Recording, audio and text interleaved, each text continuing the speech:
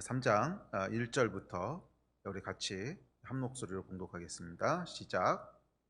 사대교회의 사자에게 편지하라. 하나님의 일곱 영과 일곱 별을 가지신 이가 이르시되 내가 내 행위를 아노니 내가 살았다 하는 이름은 가졌으나 죽은 자로다. 너는 일깨어 그 남은 바 죽게 된 것을 굳건하게 하라. 내 하나님 앞에 내 행위의 온전한 것을 찾지 못하였노니 그러므로 내가 어떻게 받았으며 어떻게 들었는지 생각하고 지켜 회개하라. 만일 일깨지 아니하면 내가 도둑같이 이르리니 어느 때에 내게 이르는지 내가 알지 못하리라. 그러나 사대에 그 옷을 더럽히지 아니한 자 몇 명이 내게 있어 흰 옷을 입고 나와 함께 다니리니 그들은 합당한 자인 연고라. 이기는 자는 이와 같이 흰 옷을 입을 것이요 내가 그 이름을 생명책에서 결코 지우지 아니하고 그 이름을 내 아버지 앞과 그의 천사들 앞에서 시인하리라. 귀 있는 자는 성령이 교회들에게 하시는 말씀을 들을지어다. 아멘. 제가 요한계시록 말씀 중에 특별히 일곱 교회에게 보내는 메시지를 살펴보고 있습니다. 일곱 교회라고 하는 것은 특별히 소아시아에 있던 그 당시의 교회를 물론 1차적으로 의미하지만 그것은 더 넓은 의미로 모든 시대 모든 교회를 상징하고 있는 교회입니다. 일곱 교회는 각각의 상황들이 달랐고 또 각각의 문제들도 달랐습니다. 그래서 하나님께서 그 일곱 교회에게 각각 다른 메시지들을 주시고 각각 다른 책망들을 하시고 각각 다른 격려들을 하십니다. 그 이야기는 이 땅에 있는 모든 교회들의 그런 상황들을 하나님께서 다 아시고 계시고 각 상황마다 정확한 말씀들을 주신다고 하는 것을 함축하고 있습니다. 그래서 오늘 살펴볼 사대교회의 이야기도 단순히 2000년 전에 있었던 사대라고 하는 도시에 있었던 교회의 이야기가 아니라 이와 같은 영적인 상황 가운데 있는 모든 시대 모든 교회에게 주시는 그런 메시지라고 믿습니다. 사대교회에게 주시는 책망이 어쩌면 우리에게 주시는 책망이고 또 사대교회에게 주시는 약속이 오늘날 우리에게 주시는 약속이라고 믿습니다. 그래서 일곱 교회 이야기를 통해서 오늘날 교회들에게 하나님께서 무슨 말씀을 하고 계시고 오늘날 교회들에게 하나님께서 무슨 책망을 하고 계시고 또 무엇을 명령하고 계신지를 우리가 성령께서 교회들에게 하시는 음성을 듣고 그 음성에 반응하는 시간이 됐으면 좋겠습니다. 자, 오늘 일곱 교회 중에 다섯 번째 교회인 사대교회를 살펴보려고 합니다. 먼저 이 사대라고 하는 도시의 특징을 좀 살펴볼 필요가 있는데요. 이 사대라고 하는 도시는 그 당시 고대 사회에서 가장 유명했던 도시 중에 하나입니다. 뭐 오늘날에야 그 이름이 크게 알려져 있지 않았지만 고대 시대에는 가장 유명했던 그런 도시 중에 하나인데요. 이 도시의 특징을 딱 두 단어로 정리하자면 이렇습니다. 가장 안전한 곳이고 가장 부요한 곳. 그게 아마 사대를 특징 짓는 단어일 겁니다. 가장 안전한 곳이고 가장 부요한 곳. 그래서 지리적으로는요, 이 사대라고 하는 도시가 투몰루스라고 하는 산 줄기의 한 봉우리에 있었는데 이 사대라고 하는 도시가 위치한 곳이 어떻게 되어 있냐면 남쪽만 빼고 나머지 3면이 절벽으로 되어 있는 곳이었어요. 깎아지른 듯한 절벽으로 되어 있는 곳이라서 그 높이가 한 450m 정도 된대요. 그러니까 뭐 절벽 450m를 어떻게 올라오겠습니까? 그래서 남쪽만 차단을 하면 뭐 나머지 북쪽, 동쪽, 서쪽으로는 아무도 올라올 수 없는 그런 천연의 요새였습니다. 그래서 난공불락의 요새였기 때문에 사대는 고대 사회에서 가장 안전한 도시 중에 하나였습니다. 그래서 역사를 보더라도 이 사대를 점령했던 사대라고 하는 도시를 점령했던 왕들은 거의 없습니다. 딱 두 번 있었어요. 딱 두 번 있었는데 고레스 왕이 한번 점령을 했습니다. 이 고레스는 거의 아주 위대한 정복자지요. 그래서 페르시아, 그러니까 이란을 처음으로 시작한 그 왕인데 아주 싸움에 능했던 고레스가 한번 정복했고 또 정복으로 유명했던 안티오커스, 기원전 2세기 218년이니까 3세기인가요? 기원전에가 218년에 안티오커스가 한번 점령을 하고 이렇게 두 번 빼고는요 점령된 적이 없어요. 고대 사회가 보통 많은 전쟁들을 겪기 때문에 뭐 여기에도 속했다 저기에도 점령됐다 무너졌다 세워지고 이런 역사들을 반복하는 것에 비하면 굉장히 안정된 도시였습니다. 수백 년 동안 한 번도 점령되지 않은. 그래서 첫 번째 점령된 게 주전 546년이고요. 두 번째 점령된 게 주전 218년이에요. 그러니까 거의 한 300 몇십 년 동안 한 번도 점령된 적이 없고 또 주전 218년에 점령되고 나선 이 글이 쓰여질 동안 한 20년 30년 동안 한 번도 점령된 적이 없는 뭐 그런 아주 안전한 도시였습니다. 아주 안전한 도시였습니다. 또한 이 사대라고 하는 도시는 루디아 지방의 옛 수도로 아주 번창하고 부유한 곳이었습니다. 이 루디아 지역은 그 지역의 이제 수도가 그 산 위에 있는, 깎아지른 산 위에 있는 사대라고 하는 도시였는데, 루디아 전역은 아주 비옥한 땅이어서 농사가 아주 잘 됐고요. 또 근처에 있는 강에서 금이 아주 많이 나왔습니다. 금이 많이 나왔다고 하는 건 고대 사회에서 굉장한 부가 있다는 뜻이죠. 그래서 곡물도 풍성했고 부도 많이 나왔고 기술도 아주 발전한 곳이었어요. 그래서 가죽 세공 기술이 발달해서 곡식이면 곡식, 무역이면 무역, 금이면 금, 하여간 다 가진 곳이었어요.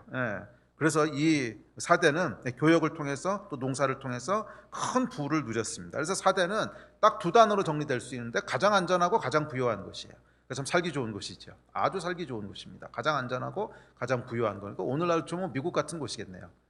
감히 누가 미국을 침공하겠습니까? 또 부도 곳에 집중되어 있는 가장 안전하고 가장 부유한 곳이 사대였습니다.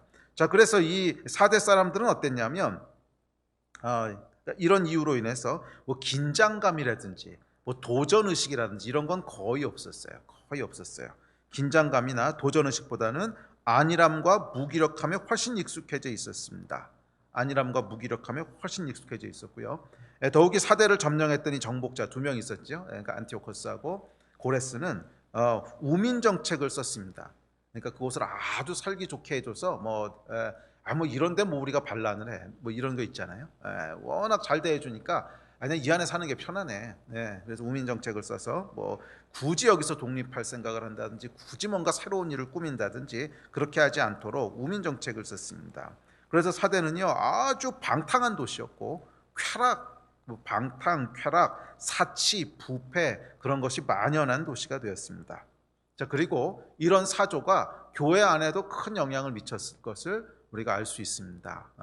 그래서 이 오늘 본문에 보시면 사대 교회를 향해서 뭐라 그러냐면 네가 살았다 하는 이름만 있는 교회다 이렇게 얘기하는 것이 이런 이 사대의 상황이 그러니까 영적인 기류가 교회 안에까지 깊게 침투해 있었던 것을 우리가 쉽게 이렇게 예측할 수 있습니다. 자, 그래서 사대 교회를 향해서 1절에 보면 이렇게 얘기합니다. 그래서 1절은요 사대 교회가 이런 사대라고 하는 도시 가운데 있었던 이 교회가 영적으로 어떤 상태였나 하는 것을 진단해 주고 있는데, 자 1절에 보면 이렇게 얘기합니다.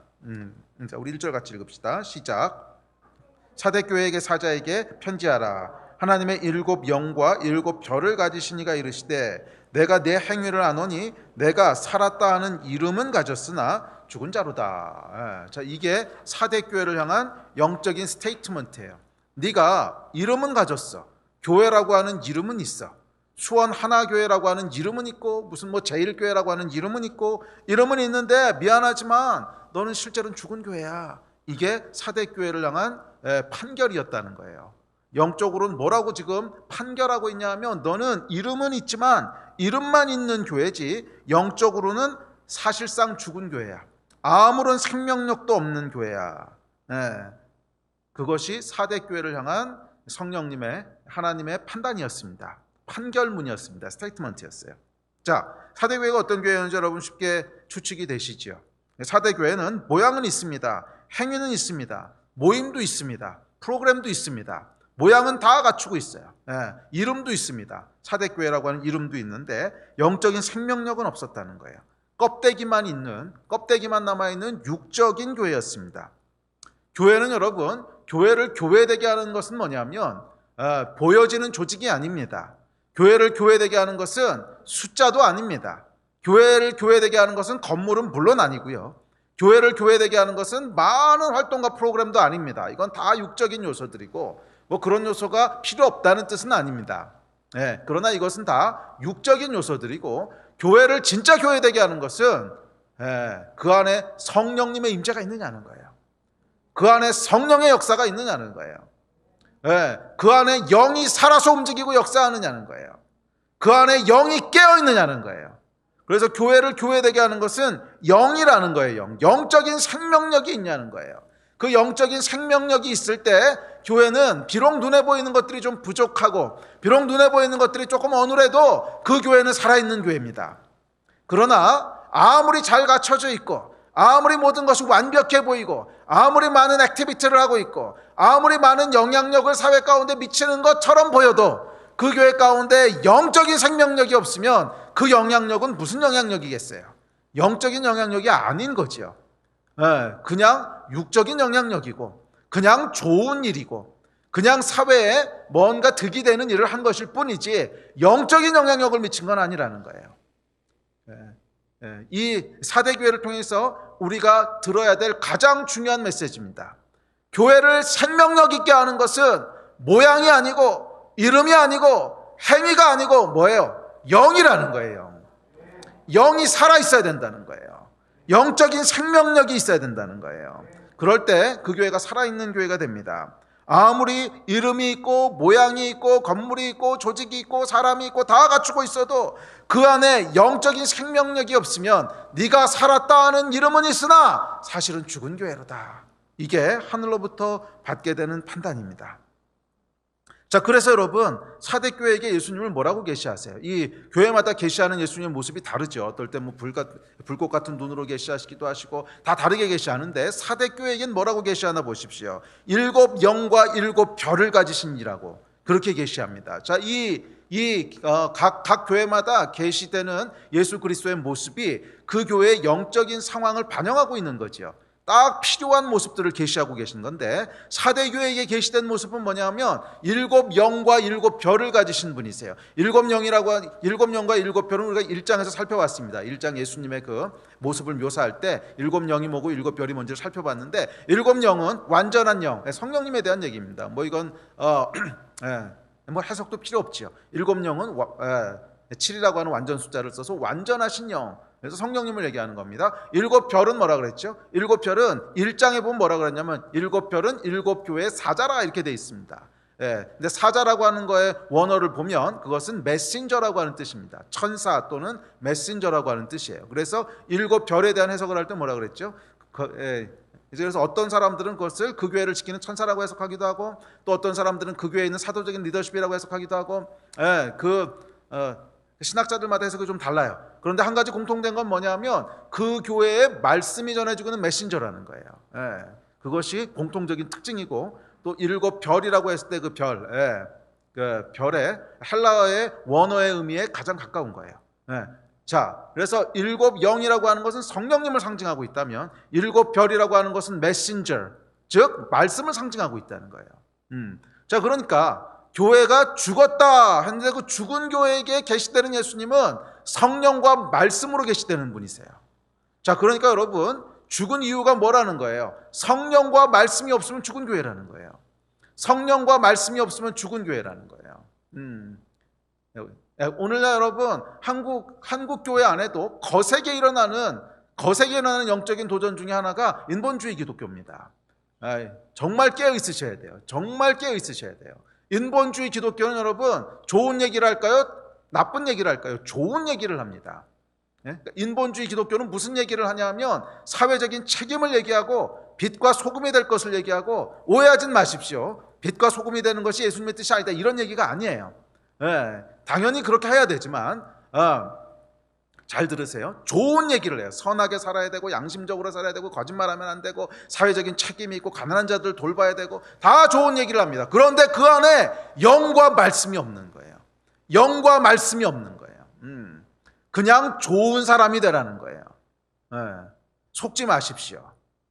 살아있는 교회는 어떤 교회냐면 성령이 임재가 있는 교회며 하나님의 말씀이 살아 움직이는 교회예요. 그것이 여러분 생명력 있는 교회입니다. 그리고 그런 교회는 당연히 빛과 소금이 됩니다. 그런 교회는 당연히 선한 일을 합니다. 그러나 선한 일을 한다고 해서 그것이 살아있는 교회는 아니라는 거예요. 분별할 수 있어야 돼요. 선한 일을 하고 좋은 일을 하고 양심적으로 산다고 해서 살아있는 교회는 아니에요. 살아있는 교회는 당연히 그렇게 살겠지만 그렇게 한다고 해서 살아있는 교회는 아니라는 거예요. 자, 어찌됐든지 간에 사대교회에게 계시되는 죽은 교회, 너는 죽어 있는 교회야. 그 이유가 뭐라는 거예요? 7 별과 7 영이 없기 때문에 죽은 교회라는 거예요. 7 영과 7 별이 없기 때문에 너는 살았다 하는 이름은 있고, 또 네가 열심히 뭔가 행동하는지 모르겠지만, 뭔가 착한 일도 하고 뭐도 하고 뭐 프로그램도 하고 다 하는지 모르겠지만 네 안에 7 영과 7 별이 없으면 살았다 하는 이름은 있으나 죽은 교회라는 거예요. 개인도 마찬가지입니다. 우리가 아무리 착하게 살고 양심적으로 살고 다 하면서 살아도 우리 안에 성령의 역사가 없고 우리 안에 하나님의 말씀이 살아 움직이지 않으면 그것은 살았다 하나 이름은 있지만 죽은 자라는 거예요. 영적으로 살아있는 여러분 되시기를 바랍니다. 살아있는 여러분 되시기를 바랍니다. 그래서 여러분, 교회에게 생명을 주는 것, 교회를 교회되게 하는 것은 뭐냐면 일곱 영과 일곱 별, 즉 성령과 말씀이에요. 자, 그런데 한마디로 사대교회는 어떤 교회였습니까? 영으로 움직이는 교회가 아니라 육으로 움직이는 교회였다는 거예요. 종교의 모양, 종교의 모양은 있을지 모르겠어요. 모이기도 모여요. 그런데 그냥 친목을 위한 모임이야. 아무런 영적인 임팩트도 없어요. 각 사람의 영적인 변화도 없고 사회에 미치는 영적인 영향력도 없는 이름만 있는 교회였어요. 그래서 이런 교회를 디모데후서 3장 5절은 이렇게 표현합니다. 디모데후서 3장 5절 같이 읽읍시다. 시작. 경건의 모양은 있으나 경건의 능력은 부인하니 이 같은 자들에게서 내가 돌아서라. 사대교회를 아마 가장 잘 묘사한 말씀이 아닐까 싶습니다. 경건의 모양은 있는데 경건의 능력은 없다는 거예요. 종교의 모양은 있습니다. 소그룹 모임도 있습니다. 대예배도 있고 금요예배도 있고 다 있어요. 그런데 그 능력은 어디냐는 거예요. 영의 생명에서 나오는 능력은 없다는 거예요. 소그룹 모임도 합니다. 그런데 소그룹 모임을 끝나고 나면 우리 안에 영적인 임팩트가 있느냐는 거예요. 소그룹 모임을 하고 나면 영적인 임팩트가 있느냐는 거예요. 잘 들으십시오. 남 얘기가 아니라 우리 얘기입니다. 여러분 셀은 어떠세요? 셀 리더들 잘 들으세요. 셀 리더들 잘 들으세요. 여러분 셀 모임을 하고 나면 영적인 임팩트가 있습니까? 이게 없다면 셀이라는 이름만 있는 거지 죽은 거라는 거잖아요. 영적인 임팩트가 있습니까? 물론 뭐 한두 주 헤맬 수는 있어요. 지난 6개월 동안, 지난 1년 동안 여러분 셀을 통해서 영적인 임팩트가 있었습니까? 이게 없다면 그게 뭐냐는 거예요. 이게 없다면 그게 뭐냐는 거예요. 살았다 하는 이름만 있는 거지 사실 죽은 거 아니냐는 거예요. 살았다 하는 이름만 있었지 죽은 거 아니냐는 거예요. 이 얘기를 지금 하고 있는 거예요. 저는 이 사대교회 말씀을 묵상하면서 일곱 교회가 전부 다 그 교회에게 주시는 메시지지만 어쩌면 오늘날 현대 기독교에게 가장 그러니까 현대 기독교하고 비슷한 거를 찾으려면 사대교회가 아닌가 싶어요. 가장 비슷한 거. 그렇지 않습니까, 여러분? 그러니까 특별히 한국을 비롯한 서구권에 있는 교회들은요 안전하지요, 부요하지요. 안전함과 부요함 가운데 있는 교회 아닙니까? 그렇기에 사대교회가 가지고 있던 특징들을 많이 가지고 있을 수밖에 없다는 거예요. 안전하고 부요한 곳에 있기 때문에. 그리고 이 안전함과 부요함이 우리에게 뭐를 줬어요? 안일함을 주고. 그냥 깨어 있지 않아도 또 무기력함을 주고. 굳이 간절하게 부르짖지 않아도 사는 게 다 그냥 편해. 굳이 부르짖지 않아도 먹고 살만해요. 또 죄와 타협하는 것도 그렇습니다, 여러분. 이 죄와 타협하는 것은 여러분 상황이 긴장을 줘봐요. 그러면 어이구 이러다 내가 큰일 나지. 항상 긴장감이 있잖아요. 그런데 안전한 곳에 있는 사람은 죄에 대한 민감도가 떨어져요. 이렇게 죄 좀 져도 큰일 나는 거 아니네. 그렇다고 당장 심판이 오는 것도 아니네. 이 안일한 마음들이 있단 말이에요. 그렇지 않습니까? 핍박받는 지역에 있는 교회들을 보면요 죄에 대해서 굉장히 민감합니다. 왜? 죄 하나하나가 실제로 자기들의 죽고 사는 문제를 좌우할 수 있거든요. 영적으로 하나님께서 정말 초자연적으로 보호하시지 않으시면 그냥 죽는 거예요. 예를 들면 북한에 있는 지하교회 성도들, 또 중동에 있는 비밀교회, 정말 하나님께서 초자연적으로 보호하지 않으시면 언제 죽을지 몰라요. 여기서 여러분 죄라고 하는 거의 무게가 어떨까 생각해 보십시오. 죄로 인하여 하나님의 보호하심이 벗겨지면 우리는 죽는 거예요. 이 긴장감이 있잖아요. 그런데 우리에게 그런 긴장감이 있나요? 없지요. 그냥 죄를 져도 다음에 회개하면 되지 그 죄졌다고 해서 당장 하나님의 보호하심이 벗겨지고 뭐 그랬다고 해서 당장 오늘 내일 내가 망하고 죽고 이런 거 아니잖아요. 안전한 곳에 살기 때문에 찾아오는 안일함, 죄에 대한 나태함, 긴장감 없음, 또 부요하게 살기 때문에, 부요한 곳에 살기 때문에 뭐 미래에 이렇게 해야지, 뭐 그런 미래에 대한 기대도 많지 않아요. 그냥 사는 게 편하잖아요. 굳이 갈급하게 부르짖고 금식하고 매달리고 이러지 않아도 삶에 큰 문제가 없잖아요. 삶에 큰 문제가 없어요. 또 먹고 사는 거에도 큰 문제 없고, 그렇다고 뭐 미래가 갑자기 뭐 이상하게 될 것 같지도 않고. 자, 이게 여러분 사대라고 하는 도시의 상황이었고 오늘날과 아주 비슷한 상황이었다는 거예요. 오늘날 특별히 서구권에 살아가는 한국을 비롯한 이 서구권 기독교의 상황과 아주 비슷한. 그래서 저는 이 사대교회에게 주시는 말씀을 읽으면요, 이게 섬뜩해요. 야, 이거는 사대교회에게 주시는 말씀이 아니라 오늘 우리에게 주시는 말씀이구나. 오늘날 우리에게 주시는 말씀이구나. 네가 이름은 있지만 정말 살아있냐? 네가 경건의 모양은 있지만 경건의 능력이 있냐?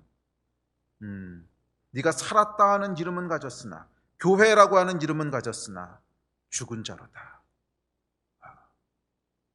어쩌면 오늘 현대 기독교, 현대 교회에게 주시는 가장 뼈아픈 말씀인지 모르겠어요. 너희가 이름은 가지고 있고 종교의 모양은 가지고 있고 경건의 모양은 가지고 있지만 과연 정말 살아있는지 아냐? 영적인 생명력에서 나오는 경건의 능력은 있느냐? 이 질문을 우리에게 이제 던지고 있습니다. 셀들도 여러분 잘 들으십시오. 뭐 율법적으로 셀 모양 한 번 한 번을 다 체크하고 이러자는 얘기는 아닙니다. 우리가 살다 보면 뭐 실수할 때도 있고요. 이렇게 모여서 그냥 뭐 재밌게 놀다 갈 때도 있고 이렇습니다. 뭐 그거 하나하나를 다 틀렸던 건 아니에요. 그러나 6개월, 1년 길게 봤을 때 그 가운데 어떤 영적인 임팩트가 있는지 반드시 봐야 돼요. 2021년 하나님께서 재편하실 거예요. 영적인 임팩트가 없는 곳은요, 재편하실 거예요. 인위적으로 재편하지 않아도 하나님 재편하실 거예요. 긴장하십시오. 긴장하십시오. 영적인 임팩트가 있느냐는 말이에요. 경건의 능력이 있느냐는 거죠.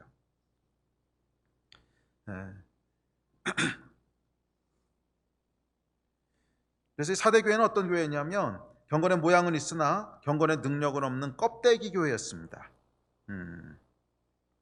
형식적인 종교, 또 개인의 변화도, 사회를 변화시킬 능력도 다 상실하고 그저 생명력 없는 종교 모임과 영적 임팩트 없는 친교 모임을 계속 지속하고 있습니다. 현대교회의 모습하고 오버랩됩니다. 어쩌면 우리의 모습인지 모르겠어요. 자, 그렇다면 왜 사대교회가 이렇게 이름만 남은 죽은 교회가 되었을까요? 그 원인은 앞서 살펴봤습니다. 그 원인은 앞서 살펴봤는데 사대교회 안에 팽배해 있던 안일함과 부요함 때문이라는 거예요. 안일함과 부요함. 오늘 살펴볼 주적입니다. 이게 우리 안에 있는 안일함과 부요함 때문이라는 거예요. 그래서 우리 사대교회는요, 다른 교회 안에 문제가 됐던 뭐 니골라당의 교훈이나 발람의 교훈이나 뭐 이세벨의 영이나 이런 거 다 없었어요.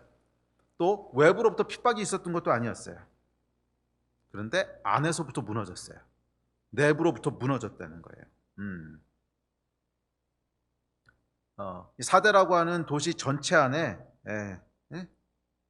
팽배해 있던 안일함과 무기력함이 교회 전체를 지배하는 것을 막지 못했습니다. 그래서 여기 보면 이제 두 가지 문제가 있습니다. 사대교회 문제는 뭐냐면 첫째는 안일함과 부요함이라고 하는 이것 자체가 문제였고요. 두 번째는 그것이 들어오는 것을 막지 못했다는 거예요. 막지 못한 문제가 있습니다. 우리도 여러분 뭐 한국이라는 사회를 살아가다 보면 안일함과 부요함이라고 하는 영향력이 끊임없이 교회 안으로 들어오려고 합니다. 끊임없이 들어오려고 하는데 이것을 막아낼 수 있느냐 막지 못하느냐 하는데 우리 영적인 생명력이 달려있다는 거예요. 교회 안에 세상의 영향력들이 계속 들어오면 안 돼요.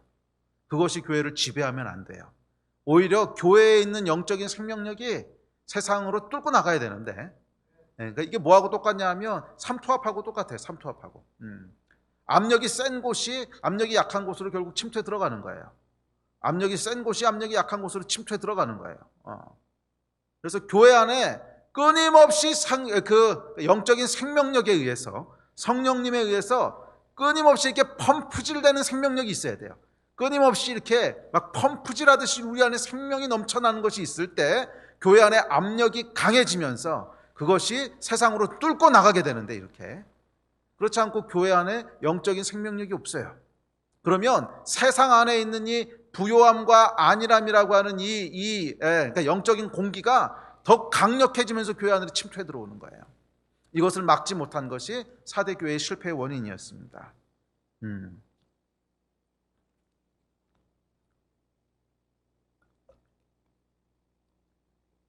자, 그래서 결국 세상 안에 있던 안일함과 또 물질적 풍요함이 교회 안으로 들어옵니다. 그러니까 어떻게 됩니까? 네.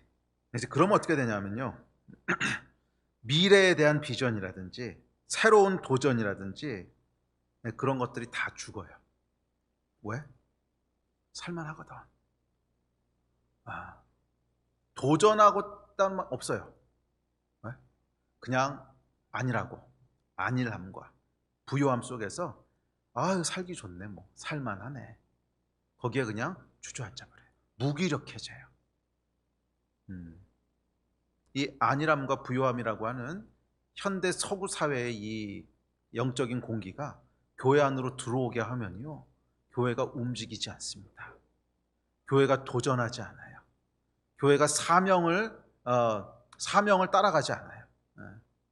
교회는 여러분 끊임없이 하나님 나라를 세워가고자 하는 도전이 있어야 교회입니다. 끊임없이 하나님 나라를 확장하고, 끊임없이 복음의 일들을 하고, 끊임없이 하나님께서 주신 꿈을 따라가면서 그 꿈을 이루어가고, 그게 교회인데, 이 부요함과 안일함이라고 하는 세상 사조가 교회 안에 들어오기 시작하면 어떻게 된다고요? 더 이상 움직이고 싶어 하잖아요. 뭐 살만한데, 뭐 편안한데, 뭐 안전한데, 뭐 무기력해져요. 비전을 잃어버려요. 꿈도 잃어버려요.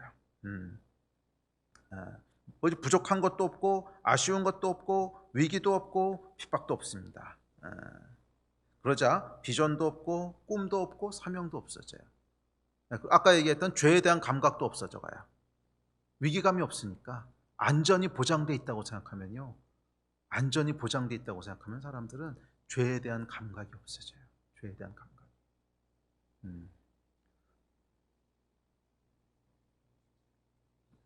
그러면서 교회 안에 불법과 타협이 자연스러운 것으로 그렇게 자리 잡아갑니다. 무엇을 행하든 사대는 안전하다는 믿음이 가져온 참사입니다. 자, 이렇게 사대교회는요, 밖에서부터의 핍박이나 잘못된 가르침의 문제가 아니라 그 안에 내부로부터 무너져 간 거예요. 생명력을 잃어가면서 더 이상 이것을 지탱할 수 있는 힘들이 없어지면서 외부에서 밀려오는 사조에 그냥 슈링크돼 가지고서 무너져 버렸어요. 이것이 사대교회의 영적인 상황입니다. 그리고 어쩌면 오늘날 우리의 모습인지도 모르겠어요. 오늘날 우리의 모습인지도 모르겠어요. 자, 그러면 이런 사대교회를 향해서 성령께서는 무엇이라고 말씀하십니까? 2절에 보면 이렇게 말씀하십니다. 자, 해결책으로 이렇게 말씀하십니다. 자, 2절 같이 읽어봅시다. 시작. 너는 일깨어 그 남은 바 죽게 된 것을 굳건하게 하라. 내 하나님 앞에 내 행위에 온전한 것을 찾지 못하였노니. 자, 보면 이런 사대교회를 향해서 처음으로 말씀하신 게 뭐냐면, 너는 일깨어, 일깨어라고 하는 것이 깨어나라 이런 뜻이죠. 너는 깨어나서, 제일 먼저 하나님이 내놓으신 처방전이 뭐냐면, 너는 영적으로 먼저 깨어나라. 영적으로 먼저 깨어나라, 이 말씀을 하시는 거예요. 그래야 그 다음 말씀하시는 것들이 전부 다 작동할 수 있어요. 너는 영적으로 깨어나라, 이 말씀을 하시는 거예요. 이 사대교회에 재밌는 일화가 있습니다. 사대교회가 안티오코스 왕에게 점령당할 때 일화인데, 이제 어떤 사대 사람들은 전부 다 알고 있던 얘기예요. 무슨 얘기냐면, 이제 안티오코스가 쳐들어와서 사대를 점령하려고 할 때 굉장히 어려움을 겪었습니다. 왜냐하면 이 삼면이 다 천연의 요새고 남쪽은 철통같이 지키고 있기 때문에 뭐 의성을 점령할 수 있는 방법이 없습니다. 그래서 이걸 어떡하나 이러고 있었는데, 이 왕이, 근데 하루는 그 이제 보니까 사대교회 성벽에서 성벽을 지키고 있던 병사 하나가 모자를 떨어뜨리는 거예요. 또르륵 떨어뜨리는 거예요. 근데 그 떨어진 모자를 주우려고 그 군사가 이렇게 내려오는 걸 보니까 절벽인 줄 알았는데 조그만 오솔길이 하나 있는 거예요. 이제 그 조그만 오솔길이 하나 있고 그 길을 따라서 모자를 이렇게 주스러 내려오는 걸 봤습니다. 그래서 저기 길이 있구나 하는 걸 알게 된 거예요. 그래서 밤에 이제 그 길을 따라서 몰래 올라갑니다.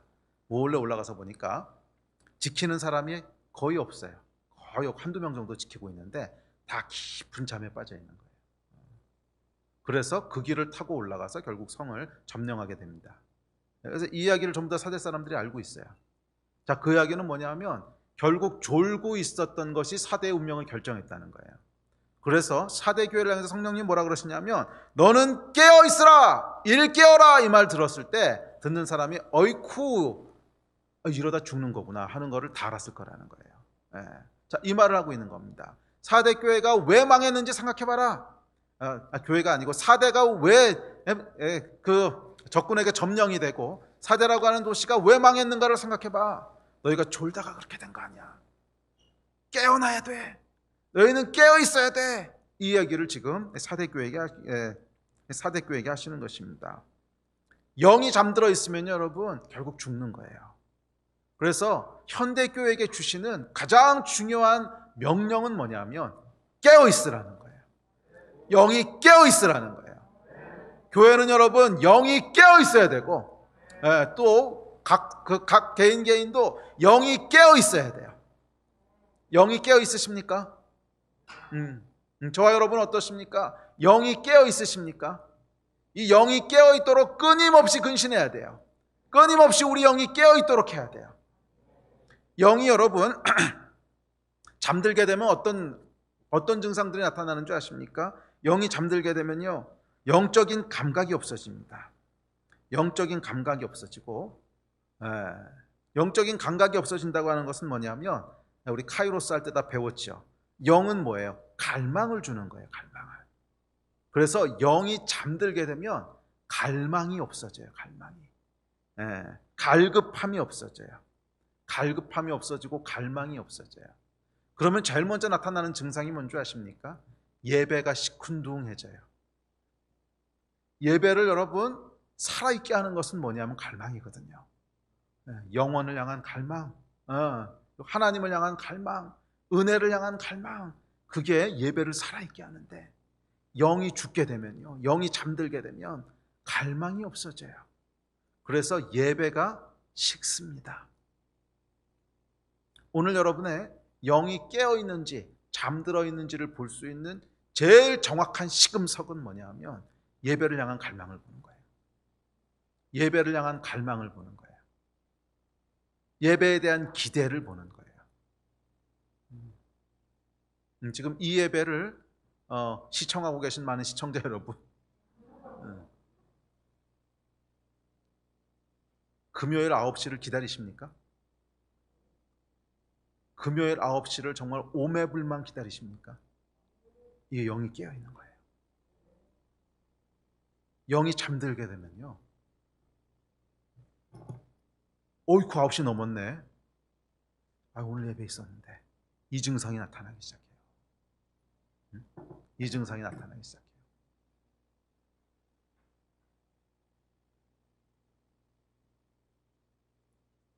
예배를 나오긴 나올 수 있어요. 그런데 나오기 싫어. 물론 몸이 너무 피곤하면 그럴 수도 있는데 알잖아요, 나는. 기대가 없어서 오는 그런 기대 없음에서 나오는 오늘 별로 가고 싶지 않은데 이 마음들. 이게 뭐예요? 영이 잠들어 있다는 거예요. 영이 깨어 있으면요, 우리 안에 끊임없는 갈망이 올라옵니다. 끊임없는 갈망. 하나님을 향한 갈망.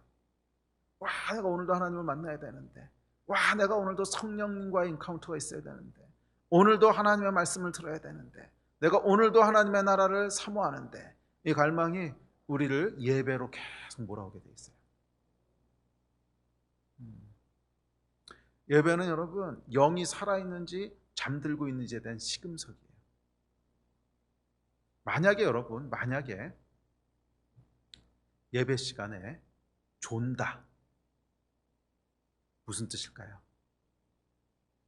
물론 목사가 설교를 겁나게 못하는 걸 수도 있습니다. 정말 지루하게 하는 걸 수도 있어요. 네, 여러분, 설교가 재밌느냐 잘하느냐 하는 것과 영이 살아있느냐 하는 것이 꼭 비례하지는 않아요. 꼭 비례하지는 않아요. 아무리 언변이 없는 목사고 아무리 설교를 재밌게 하지 못하는 목사라도 영이 살아있으면요, 그 예배가 영이 살아있으면요 졸지 않아요. 영이 살아있으면 졸 수가 없어요. 물론 뭐 한두 명은 졸 수가 있어요. 왜냐하면은 너무 피곤하거나 전날 정말 한숨도 못 잤거나 그럼 뭐 어쩔 수 없는 경우가 있어요. 그래서 율법적으로 다 이렇게 정죄하고 판단할 수는 없는데 그래도 대부분이 자고 있다. 그건 여러분 뭔가 문제가 있는 거예요. 그건 정말 뭔가 문제가 있는 거예요. 그거는 정말로 우리가 갈급함을 가지고 다시 하나님 앞에 나가봐야 돼요. 예배는 여러분 졸린 시간이 아닙니다. 예배는 가장 기대되고 가장 내가 사모하고 나의 모든 생활 가운데 가장 중심이 되는, 그게 영이 깨어있을 때의 증상이에요. 우리가 영이 깨어있다면 그렇게 되게 돼 있어요. 그 갈망함이, 영적인 것을 향한 갈망함이, 성령님에 대한 갈망함이 우리를 그로 몰고 가게 돼 있어요. 그런데 영이 잠들게 되면 그 감각이 없어져요. 지루해지기 시작해요. 싫어지기 시작해요. 게을러지기 시작해요. 타협하기 시작해요. 이번 주는 하지 말자. 타협하기 시작해요. 영이 잠들어 있는 것입니다. 이제 그러다 보니까 또 갈망이 없어지게 되면 도전하는 마음도 당연히 없어집니다. 비전도 없어집니다. 뭐 그럴 수밖에 없지요. 갈망이 없는데 무슨 도전을 하겠어요. 갈망이 있을 때 새로운 일에 도전하는 거죠. 갈망이 있을 때 비전이 나오는 거죠. 갈망이 없어서 그냥 무기력하고 아니라고 이러고 있으면 그냥 하루하루 사는 거예요. 그냥 하루하루 사는 거예요. 자, 그러다 보니까 이 일상의 무료함을 달래기 위해서 이것저것 기웃거리기 시작합니다. 뭐 게임을 하기도 하고 영화를 보기도 하고 쇼핑에 몰두하기도 하고, 이게 다 뭐예요? 영이 죽었을 때 나오는 거예요. 조금 제 설교가 조심스럽긴 합니다. 그래서 영화 보는 사람들 향해서 영이 죽은 놈아 이런 정죄는 아닙니다. 그런 정죄는 아니고, 사람이 살다 보면 스트레스 풀기 위해서 영화 볼 때도 있고 또 뭐 쇼핑을 할 때도 있고 그렇습니다. 그 자체가 다 정죄받아야 될 일이라는 건 아니에요. 그런데 그 마음을 우리가 알잖아요. 내 마음에 영적인 갈망함이 없음에서 오는 다른 것을 계속 추구하는 거. 쇼핑에 몰두해 보기도 하고, 영화에 몰두해 보기도 하고, 요즘 같은 거 이제 유튜브에 빠져 보기도 하고, 이게 다 뭐예요? 영이 지금 잠들어가고 있다는 사인이에요. 영이 잠들어가고 있다는 사인이에요. 영이 파릇파릇 깨어 있으면요, 하나님에 대한 갈망이 우리 안에 올라옵니다. 영이 파릇파릇 깨어 있으면 말씀에 대한 갈망, 성령님에 대한 갈망, 또 주의 나라에 대한 갈망들이요 계속 우리 안에 살아 있어요. 아멘. 또한 영이 잠들게 되면 죄에 대한 감각이 없어집니다. 죄에 대한 감각이 없어져요. 죄에 대해서 무뎌져요. 뭐 죄를 하나 짓고 나서도 그 죄가 얼마나 심각한 죄인지 몰라요.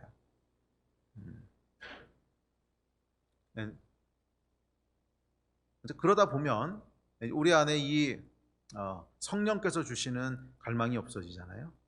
그러면 무기력하게 있기도 하고 아니면 다른 영이 들어오기도 합니다. 그래서 다른 갈망을 주세요. 엉뚱한 도전들을 하게 하기도 해요. 이런 것들이 다 영이 잠들어 있는 상황이고 또 사대교회의 상황이고 어쩌면 오늘날 우리들의 모습인지도 모르겠어요.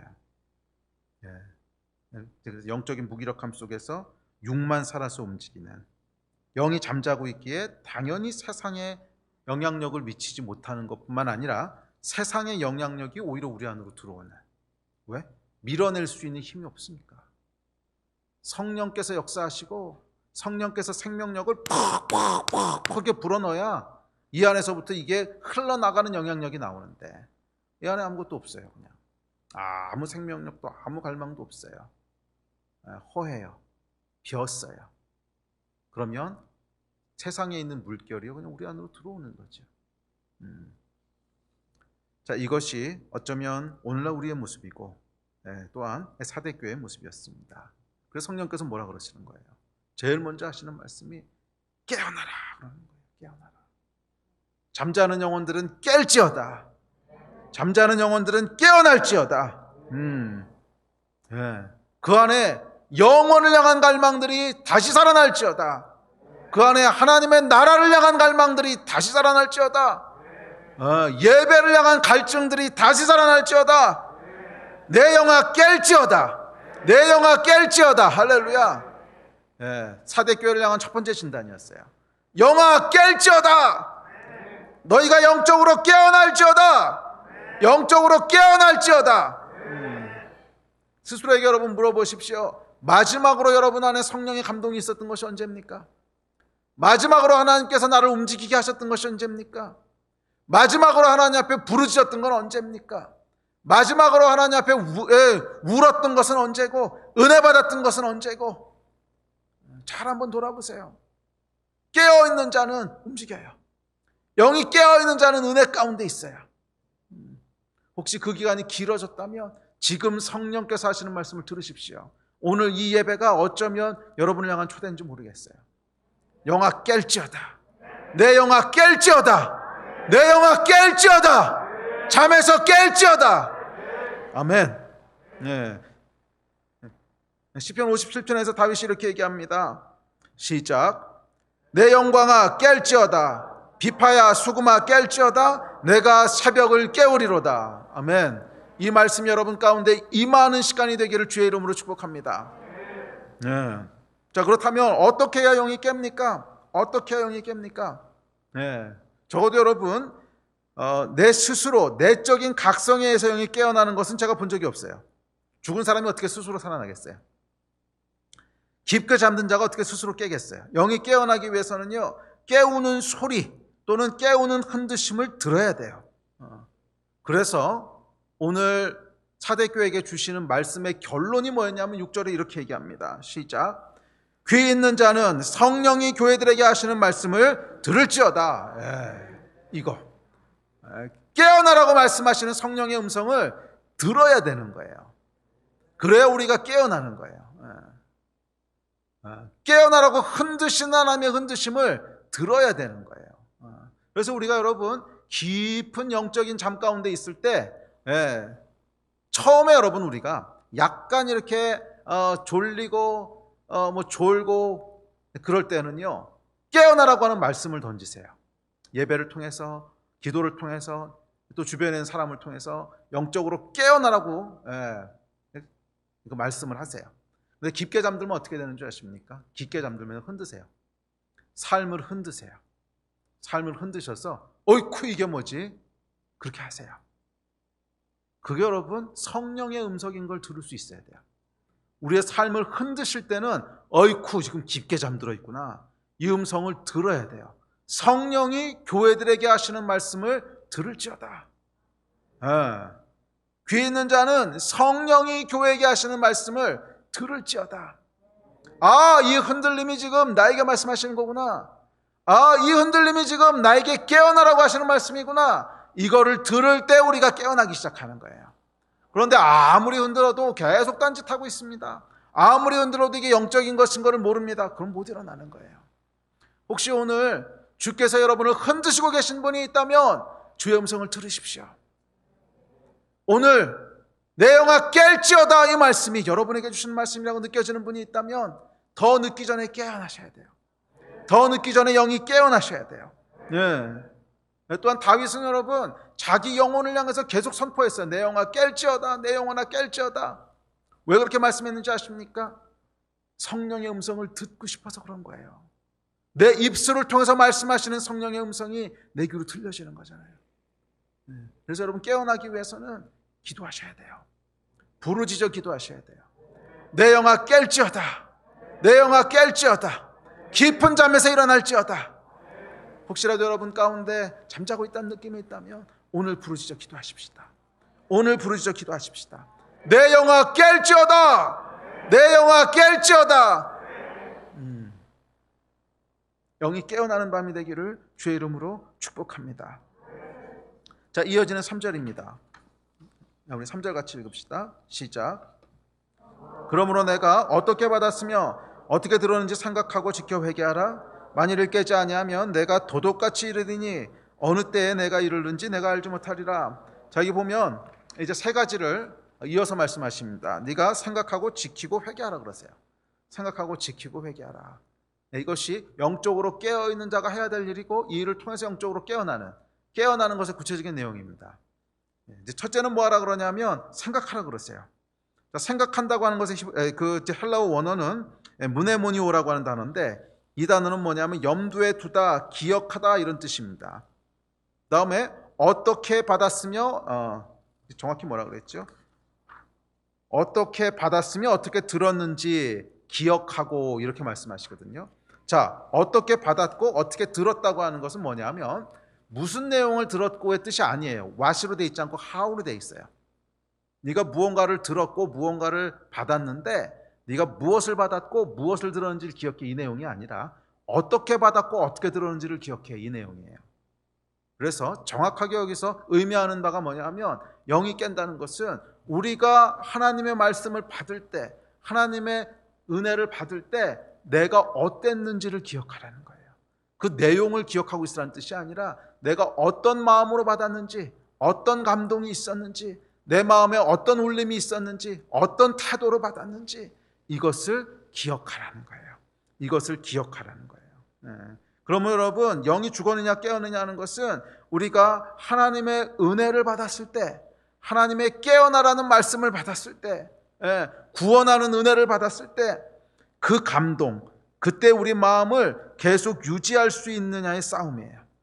잘 생각해 보십시오 여러분. 이 사랑이라고 하는 것은 영에 속한 속성이죠. 사랑은 당연히 영에 속한 속성인데 사랑이 언제 깨어있고 언제 식습니까? 마음에 달린 거잖아요. 그러니까 누군가를 내가 깊게 사랑했어요.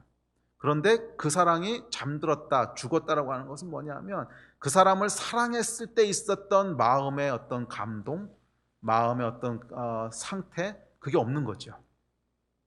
그 사람을 바라보는데 마음이 이제 그때처럼 이렇게 두근거리는 게 없어. 그때처럼 찡한 게 없어. 그게 사랑이 식은 거잖아요. 영이 이렇다는 거예요. 우리가 영이 깨어 있으면 은혜 받았을 때의 감동이 살아있는 거예요. 하나님께서 나를 깨우셨을 때의 그 감동이 살아있는 거예요. 그래서 여러분 우리의 신앙은요 그 마음을 지키는 싸움이에요. 끊임없이 우리 마음을 지키는 싸움을 하셔야 돼요. 끊임없이 우리 마음을 지키는 싸움을 하셔야 돼요. 내 안에 하나님이 은혜 주셨을 때의 그 마음이 살아있는가?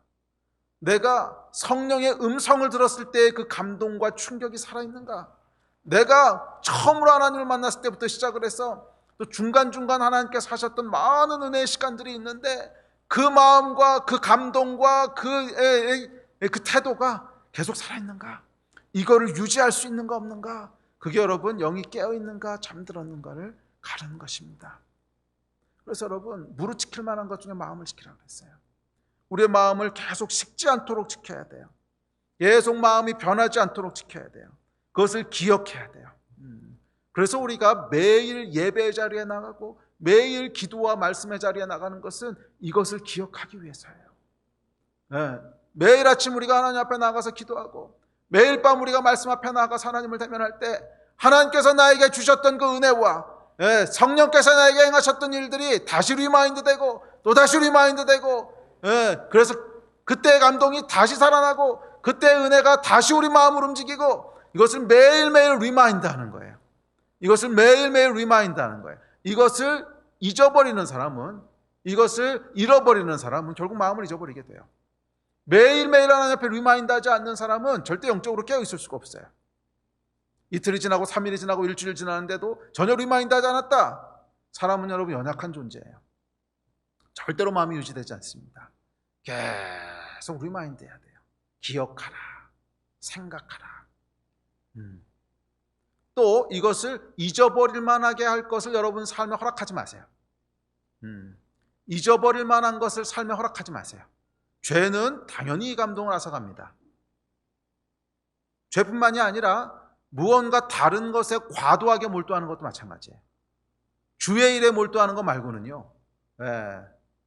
그러니까 예를 들어서 미디어에 심하게 노출된다든지 매일 주식 시세를 들여다보고 있다든지 그러잖아요. 그러면 이 마음 절대 유지 안 됩니다.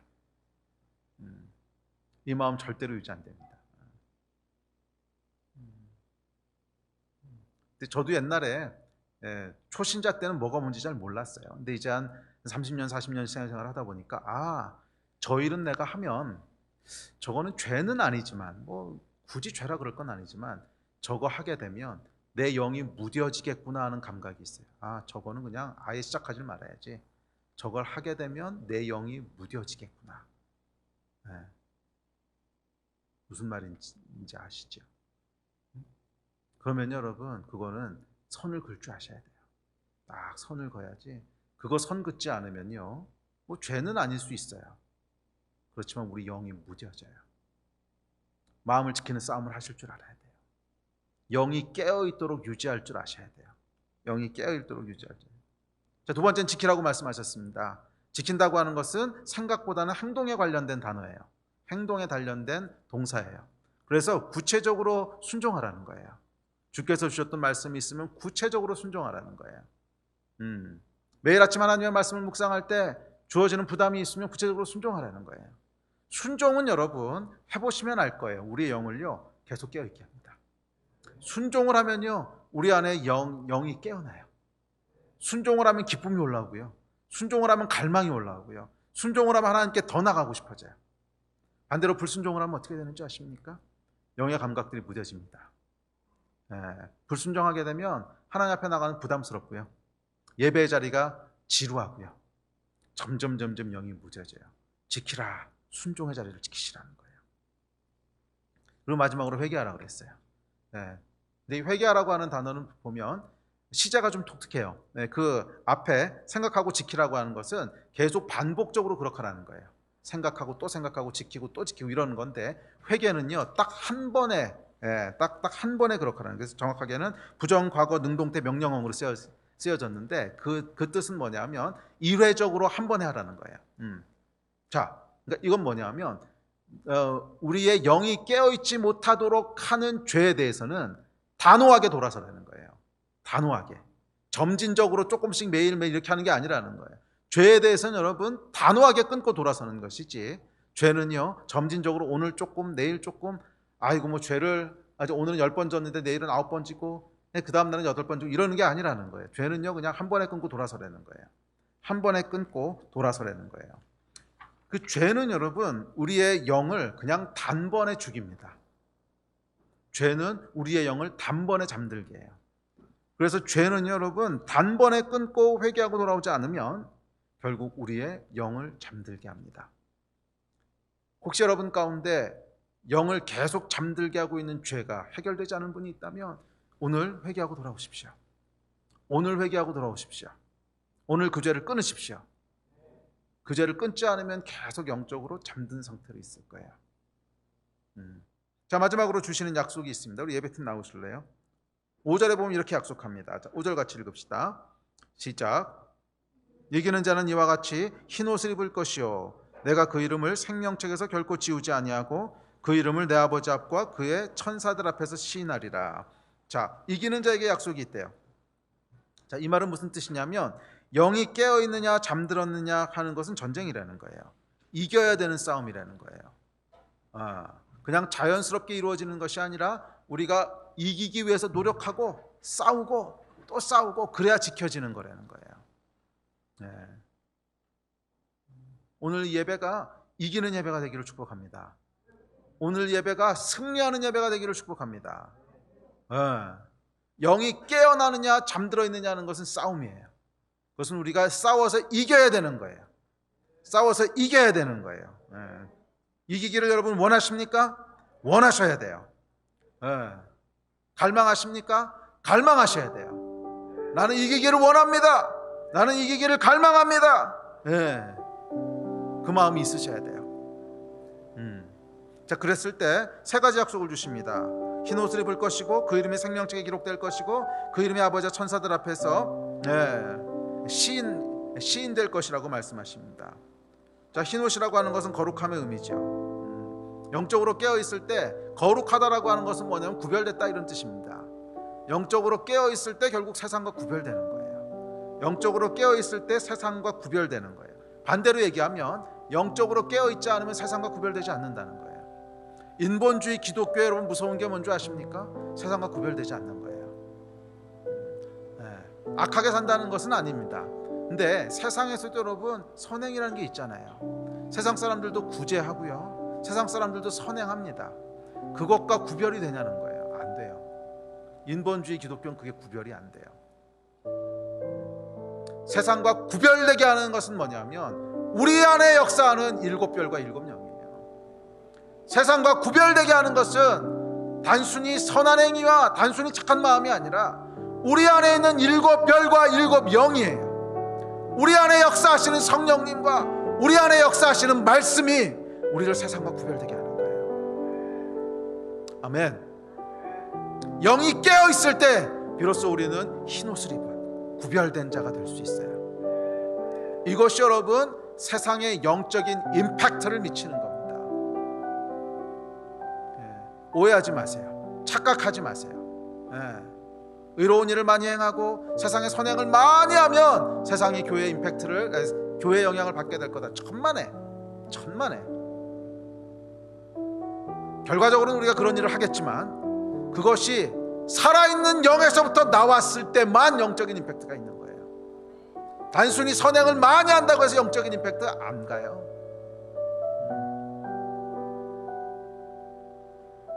더욱 여러분 마지막 때로 갈수록, 마지막 때가 가까워 올수록 여러분 세상은요 괴물 같은 힘을 갖습니다.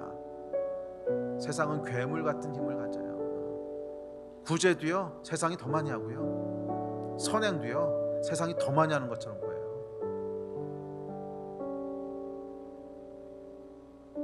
본질적으로 구별되는 게 뭐냐는 거예요. 본질적으로 구별되는 것은 우리 안에 있는 하나님의 영이에요. 그 영이 우리를 부인하게 하고, 그 영이 우리를 십자가를 지게 하고, 그 영이 십자가에서 나오는 사랑으로 선행과 구제와 그 일들을 행할 때 그게 구별되는 영향력이에요. 구별되는 것은 우리의 영이에요. 흰 옷을 입게 되는 것, 또한 그 이름이 생명책에 기록되게 되고, 또한 그 이름이 아버지와 천사들 앞에서 시인되게 돼요.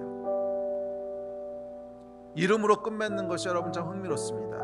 그 이름은 살았으나 죽었다고 얘기했는데 그 이름이 하늘의 책에 기록된대요. 땅의 이름이 아니라 하늘의 이름을 갖게 된다는 거예요. 영의 이름들을 가지게 된다는 거예요. 그리고 하나님과 천사들 앞에서 시인된다는 거예요. 인정받게 된다는 거예요.